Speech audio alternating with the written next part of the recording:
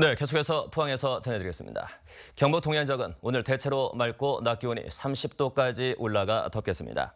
아침 최저 기온은 19에서 22도 분포를 보였고 낮 최고 기온은 경주와 영덕 31도, 포항 30도, 울진 27도로 예상됩니다. 바다의 물결은 동해 전 해상에서 0.5에서 2m로 일겠고 안개가 끼는 곳이 있겠습니다.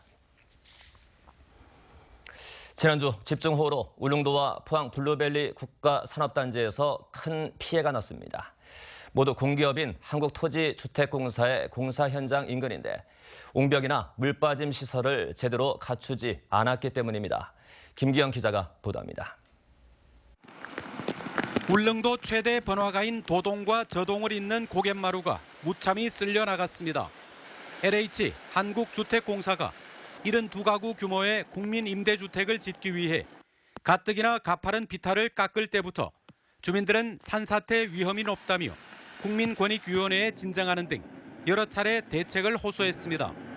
400mm의 비가 내린 지난달 30일 인근의 울릉초등학교 뒤쪽 골짜기가 쑥대밭이 됐습니다. 쏟아지는 토사에 건설업체 직원 1명이 크게 다쳐 육지로 후송됐고 집안에서 놀던 어린이들이 구사일생으로 구출됐습니다. 이곳에서만 주택 10동이 파손돼 16가구 35명이 집을 잃은 채 경로당 등지에서 지내고 있습니다. 주민들은 인재라며 강경 대응을 예고했습니다. 이 지역은 매미 때에도 끄떡도 없이 조용한 지역입니다. 파헤쳤기 때문에 결과적으로 이러한 2차, 3차 피해가 날 수 있는 지난 주말 LH가 조성 중인 포항 블루밸리 국가산업단지 공사장도 곳곳이 물바다가 됐습니다. 지붕보다 높게 흙을 성토해 빗물이 집으로 쏟아진 겁니다. 보상이 끝났다고는 하지만 거동이 불편한 할머니가 살고 있었습니다. 그 행정소송 딱 끝나고 난 뒤에 저희 집 뒤로 딱 기다렸다는 듯이 소음 엄청나게 우리 당하면서 있었어요.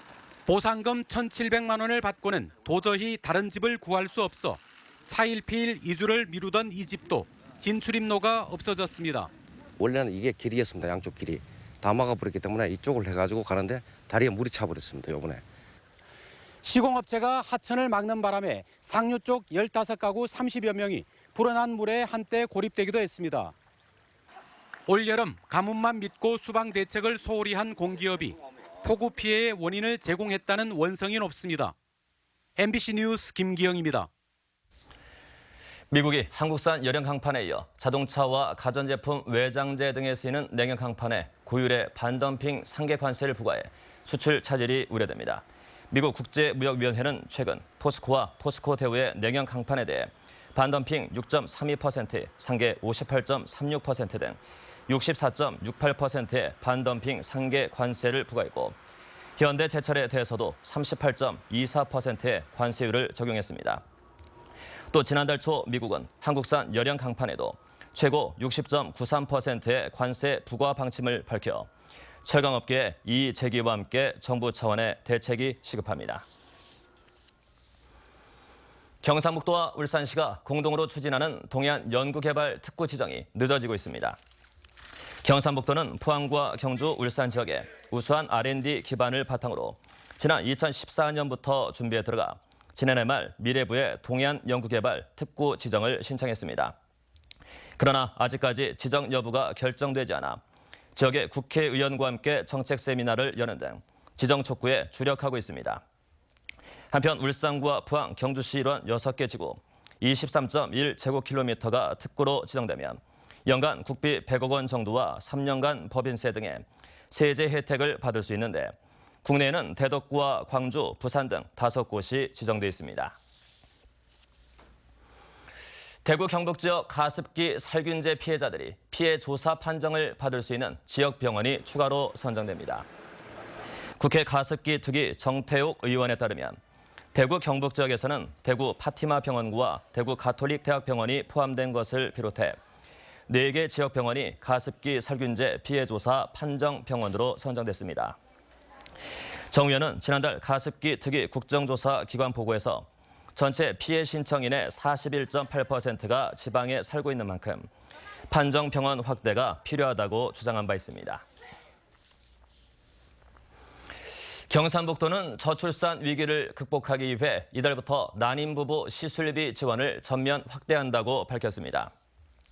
이는 지난달 보건복지부가 발표한 출산율 회복을 위한 보완 대책에 따른 것으로 소득 기준이 폐지되면서 전 가구로 대상이 확대됐고 신선 배아 이식은 100만 원, 동결 배아 이식 30만 원, 인공 수정은 20만 원씩 각각 3회 지원받을 수 있습니다. 또한 월 평균 소득이 316만 원 이하 가구는 신선 배아 이식 시 시술비는 240만 원, 지원 횟수는 4회로 늘어나게 됩니다. 경북교육청 다자녀 학생 교육비 지원에 관한 조례안이 경상북도 의회 본회의를 통과해 다자녀 학생을 위한 체계적인 지원이 가능하게 됐습니다. 조례안의 주요 내용은 출산이나 입양으로 셋 이상의 자녀를 양육하는 가정에는 셋째부터 수업료, 입학금, 입학준비 물품 구입비 등 학부모가 부담하는 경비를 지원할 수 있도록 했습니다. 동국대학교 경주 캠퍼스가 내년부터 35명 정원으로 바이오 제약공학과를 신설해 바이오 신약 분야 인력을 양성합니다. 바이오 제약공학과는 분자생물학과 양리학 등 기초학문을 바탕으로 유전공학 세포 배양, 바이오 의약품 제조, 미생물 발효 등 현장 중심 인재 양성에 초점을 두고 있습니다. 동국대는 바이오 신약은 미래 신성장 산업으로 9대 국가 전략 프로젝트에도 포함돼 있어 차세대 산업으로 발전 가능성이 높다고 밝혔습니다. 네, 이상으로 MBC 뉴스를 마칩니다. 감사합니다.